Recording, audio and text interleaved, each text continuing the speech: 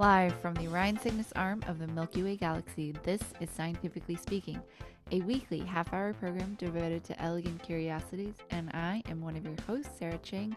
Joining me, as always, is Bernie Rhyme, DJ Starwatcher. How are you, Bernie? Yes, hi, Sarah. Very good, thank you. Bernie is our professor of the Astronomy Lab at USM and our local protector of the night skies. Reach out to us at WMPGScientificallySpeaking@gmail.com or on Twitter at WMPGSciSpeak. And if you want to catch the last 5 weeks of archives, you can head over to WMPG.org for this show and all of your other favorite shows.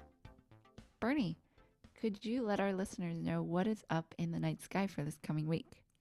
Yes, certainly. So this will be Friday, February 26th.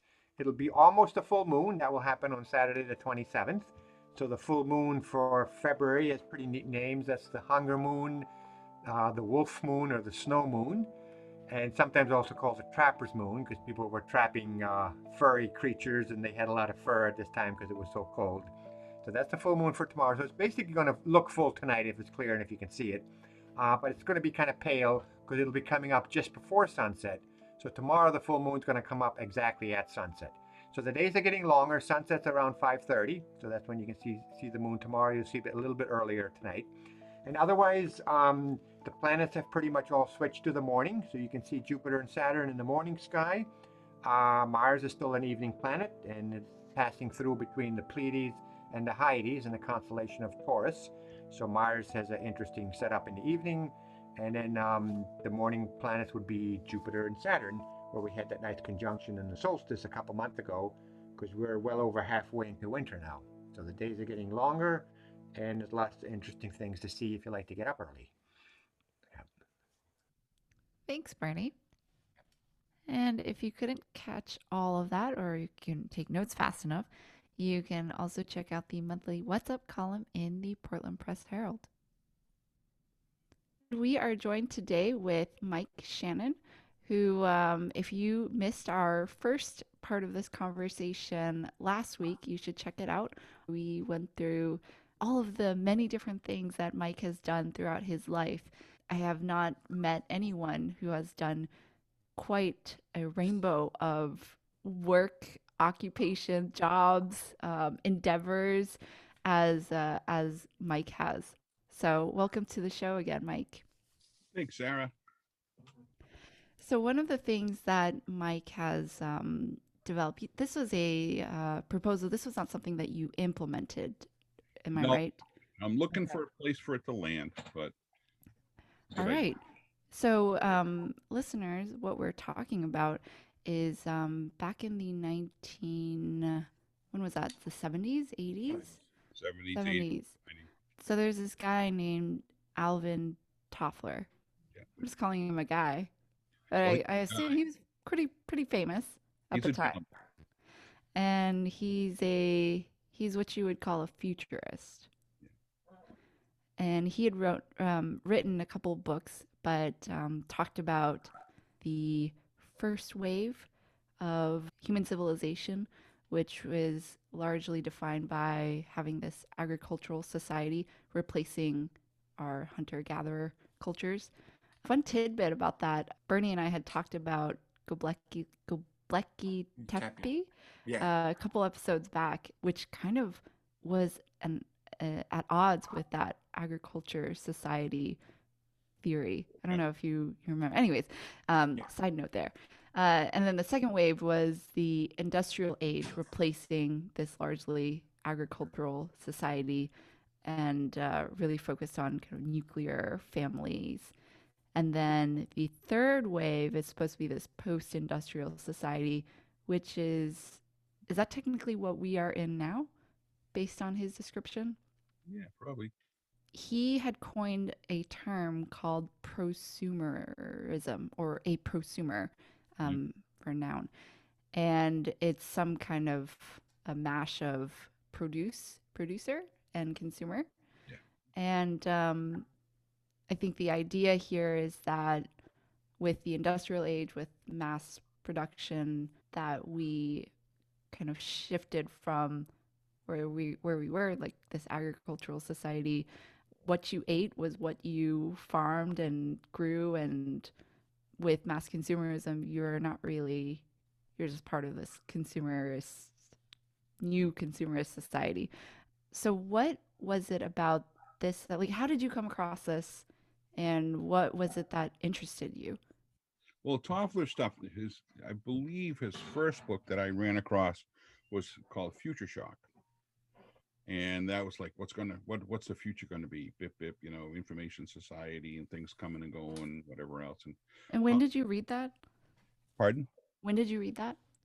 Oh my heavens. He wrote it in 1970, so. I think probably about 1970. Okay. I just want to get like a little bit of context. Yeah. Yeah. And and I was reading that, then I did the follow along, and I found a little book, I think it was called like Toffler on Toffler or something. And in there, he really discussed the prosumer movement. Mm. And that just clicked with me. And a producer, consumer. We produce our stuff, we consume our stuff. I make a lot of my own stuff, Mm. my own things. Work on my house myself. I grow. We don't have a lawn out in front of our house, and it's not very big. It's probably like 12 by 12, two little squares. But it's all garden. We have the cute little white fence there, and we grow tomatoes and potatoes and asparagus and raspberries and squash, and some other stuff that if my wife was here, she would say, and we do this and this and this. And I'd say, yes, dear. And, but so we do canning. And so we produce it, we process it, we store it, we consume it, we take care of it ourselves. And that's part of the whole prosumer movement. Well, today I made 3 quarts of dill pickles. Oh. So, but I mean, I bought the pickles at the Vietnamese vegetable store. But so there's that, and that's the kinds of things that people can do. Mm-hmm. And another example is years ago I taught an adult ed class on how to rewire a lamp. And I held the class to 12 people. I had to offer the class 3 times. Mm. To the same people? No, for 36 people. 12 people, 12 people, and 12 people. It's like, it's like they all wanted to learn how to do it. If you know how to do it, it's a simple task. But what it is so many people are a little bit afraid to try to do some things. Mm. And what I would ask them is, what's the worst thing that can happen? Okay, you try to grow a garden and the deer come and eat it. Okay, you still healthy? You still okay? That kind of stuff. Don't give up, or don't stumble over your own feet if there's something that might be of interest to you. So the prosumer initiative that I put together was based upon some reading that I've done, some exposure to folk schools in the Scandinavian countries, and I went over to Denmark, and I went to a meeting of the United Nations Education Group, and we stayed and we talked about folk schools. I stayed at a folk school for a few days, and where the people are doing and being together and developing an array of skills other than just going and learning math and social studies and the like. So what I did was I was working at a learning center, and the idea I was looking at was, how do we get people, and I was working in Washington County, people who have some needs to expand skills in various areas of their own personal existence, that how can we break this down? How can we take the chunks of being a successful prosumer? What's involved? And starting off with literacy and math recovery, but not pushing them as like, well, you can't do anything in life if you don't do these. And then I looked at different aspects of the people had interests, and I tried to break those down into learning units, learning segments, so that we could look at different kinds of things.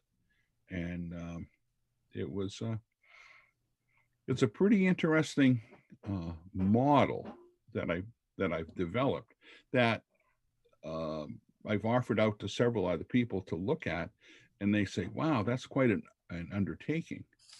I said, "Well, just take a piece of it. Just do something. You don't have to do the whole thing. It's like if you cook a turkey, you don't have to eat it all. You know, save some for Okay. later." Um, and some of it I've tried out. Little things like how to prune your own apple tree, Mm. and and the like. And gardening seemed to have been a real catch. Mm. They're back, oh man, 20 years ago, this big thing, everybody was starting to build greenhouses. So what I did was I'd offer training to folks on how do you start plants. You buy seeds and you get some dirt and you put them in and you grow them in your cellar and you put them on your porch and you put them in the ground, or you put them in the greenhouse, and you can have different kinds of things all year round. So there's that. One of the another aspect of it is textiles, Mhm. knitting, weaving, sewing. That there were some weavers. I worked at a place where we got some looms donated. Oh, nice. Ball doing that stuff, and so it's it's really cool. I really like it. I get so excited about it, and I think um, I think Alvin Toffler would be proud of me. That I took some of his ideas and I meshed it up with some of my ideas, and we'll just let it go. Yeah. And the best part of it is it's all low risk kinds of things. Mm. You know, it's I don't think if we looked at the whole model, um, that you can get hurt doing it. You know, Uh, Doesn't seem very dangerous. It all seems very wholesome. yeah, yeah, and as I look at the model, the idea is you can you can adapt it to where you live. Mm. Like I said, when I was originally putting it together, I was in Washington County, and there were different kinds of needs that would go there. Illiteracy was a big issue for the communities, and so I looked at starting reading recovery programs. Mm. And there's a lot of them around here, and there's a lot of people who you probably are aware don't want to let anybody know that they really don't know how to read. And don't be embarrassed that you don't know how to read. Be embarrassed that you don't care that you don't know how to read. Mm. And and then there's it kind of flows, because the whole idea is if you try something and you take a risk, then you start to develop a competence. You start to develop a skill. And once you develop a new skill, you move on and you start to feel confident about it. And then when you feel confident about it, you got that background skill to maybe take a risk and take it to the next level, Mm. develop a new confidence. So it'd be like this upward spiral of confidence and competence and risk. And you take it and you grow and you learn more. And then once you get your initial set of core skills, then you can start moving into the other things. Once if you get to become competent enough at reading, then you can start to read and develop some skills from the zillions of things that are out there on the internet and YouTube, and you can watch and you can see and you can try. And what's what happen? What's the worst thing that can happen? You might make a mistake, you know, and you make a mistake, you learn. You got to remember, before they had WD-40, they had 39 other WDs. I didn't know that. And there's also preparation A and B, and they finally ended up with preparation H. And, you know, it's all developing. It's all moving forward. It's this flow of positive kinds of stuff, and we're all learning and growing. And I think it's really doable. I feel like I can really feel your passion about this. No, Uh, seriously. it's I think I can't teach anybody anything, but I can help people learn. I can Oh. set up conditions for people to learn stuff. I can set up appropriate challenges, but provide them appropriate support to go with the challenge. Mm. And pretty soon, they start developing their own challenges. And hopefully, they grow beyond me Yeah. and they go do it. That's such a good framework, actually. Because I think a lot of people say, so there's this model of learning called experiential learning. Yeah. And here in Portland, we have a couple of schools that Yeah. use that. Um, and I think a lot of people say, you know, when you ask, oh, what's your best, like, how do you learn best? And they say, I learn best by doing. Yeah. Not really that great at learning by, you know, somebody Yeah. just spitting lectures at me. Yeah. Yeah. Yeah. It's and the thing is I remember back, I think it was like 8th grade science where they taught us the scientific method. And they use all these big words. You know, it's like, well, the scientific method is this, and bup, bup, bup, bup, bup. And everybody's going, oh no, I don't want to get involved with that. But then the scientific method is a way of figuring things out. Mm. You know, they say you start with, what's your hypothesis? Well, for what? First of all, you need to have something that's up. So the first question I ask folks is, well, what's up? What what brings you to be interested in this? You know, well, I want to learn plumbing. Why? Well, our cellar's full and I think I should fix it. Okay, well, what do you need to do? So that's the second stuff is you start to define the problem. So you get it, you define the problem, and then you develop some ideas. Well, what do you think that could be? And then you say, well, which one do you think you ought to try first? Well, let's try one. So that's the trial. Then you give it a whirl. If you try it and it works, ooh, is that the best work, or is that just a good way of doing it? But did it solve the area that brought you, or the condition, or the issue that brought you into the process in the beginning? You know, how do you feel about that? And once again, that's that spiral going up. And but like I said, in school, when they started doing all of this stuff, because it just turned me off. Mm. Uh, Junior high school and high school, it just drove me berserk. Yeah. Yeah. So, but I used to tell my students when I was teaching grad students, I had master's level and doctoral level students, and I'd say, you know, my senior year in high school, I only got one B. Oh yeah, you must have been really smart. I said, no. I said, my report card senior year is hanging on the wall in my office.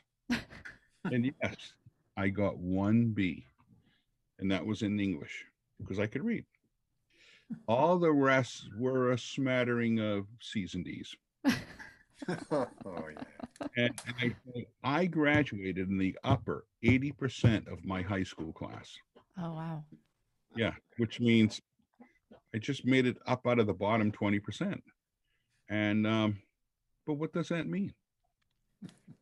The whole thing is you can know stuff, but can you get in touch with what you know? Can you challenge yourself to apply what you know? Do you feel confident enough in doing that? Safe enough in just going for it? So going back to the prosumer initiative, it's all a self-paced thing. Mm-hmm. That, oh, well, by end of week 7, we should have at least chapter 6 done.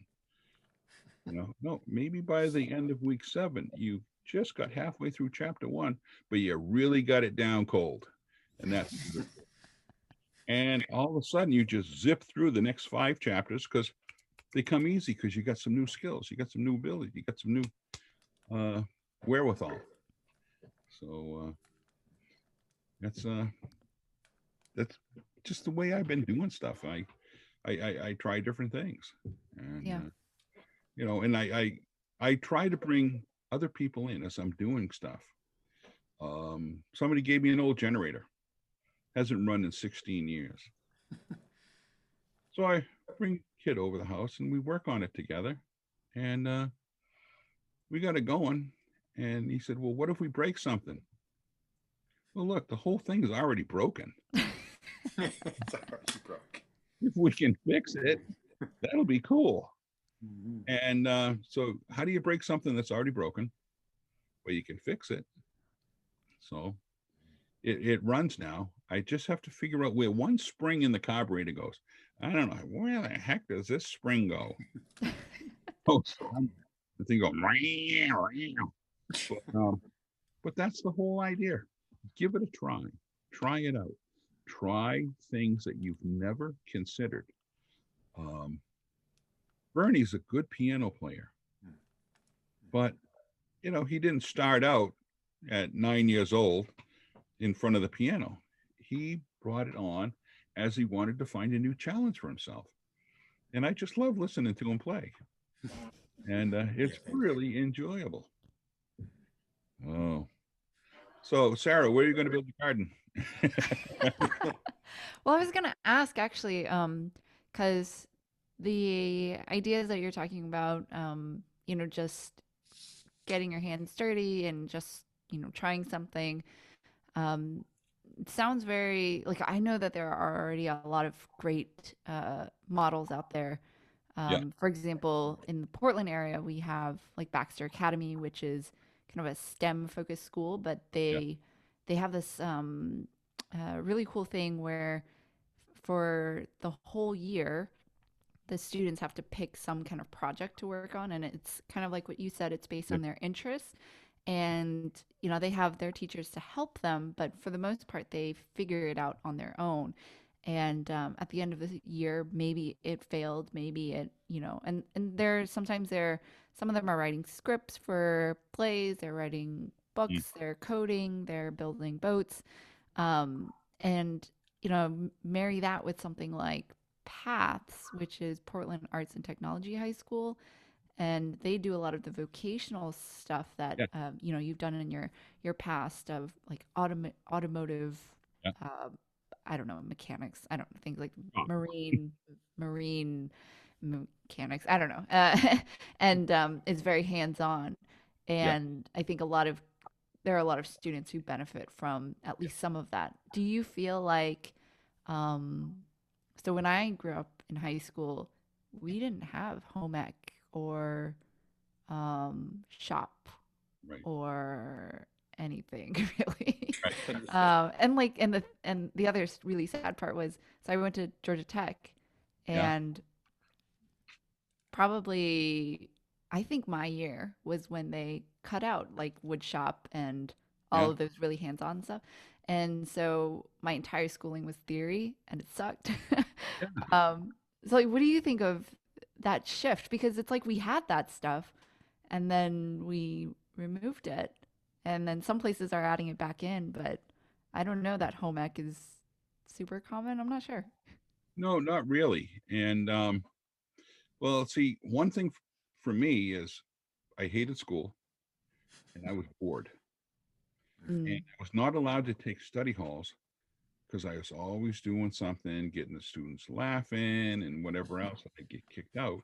So they said, Mike, you're going to take all the shop classes. It was great. I took metal shop, I took machine shop, I took wood shop, I took Mm. printing, I took electrical. Wow. That was so cool. And and like I mentioned earlier about the whole thing about the lights, people coming in to learn how to replace a cord on a light. Hmm. All right. And it's just a guided learning activity, but there are so many basic kinds of skills that that people are missing that are day to day, almost like living skills Hmm. that we always we should be having. And for me, that's why I was focusing the prosumer initiative on adults, because the folks who made it through high school or didn't make it through high school, Hmm. who need to cycle back and start to develop some skills and abilities and knowledges, and to give things a whirl and do it in a safe way with a bunch of other people, because they're all going to get there. They're all show up to class being real, like, woo, skittish. I wonder who's here. Are they going to make fun of me because I don't know how to do it? Well, it's a whole room full of people who don't know how to do it. Let's all get together and not know how to do it together and then learn and then work with each other. Let's be supportive of one another. So my whole thing is I would really love to see shop come back, home ec, and not have it gender separated. Mm. It was when I was a kid. Mm. Um, I was lucky because um, two of our sons went to a school where they had to learn how to sew, and it's like, oh well, you sew, you make a dress. No, they sewed and they made these baseball bat bags where they glove and the ball. They didn't have to make a frock. And the other thing with my daughter knows how to change tires. She knows what it means when you got to get a tune up, and she knows, different kinds of stuff like that we're lost on. And with that, going back to the prosumer idea, we might not know how to do things. At least we know what's involved. So sometimes, as a consumer of other people's services, we don't get sucked in. Hmm. Well, your car's burning oil. I think what you really need is a new rear end. That'll help. Yeah, and it's only $18,000. Uh, so we can start to have more of a self-managed lifestyle Yeah. through the model.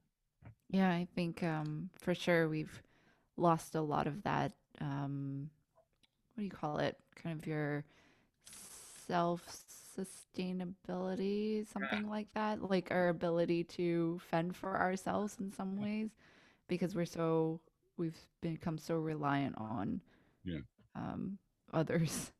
yeah. Not that that's bad, but you need to be informed. Well, I think that it also works into the idea of interdependence, Mm. where we don't have to be independent and not engaged with others. Yeah.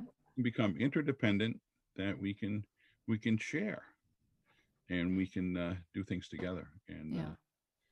But it sounds like it's some extent of self-sufficiency. I think that's the word. yeah, yeah, Uh, yeah.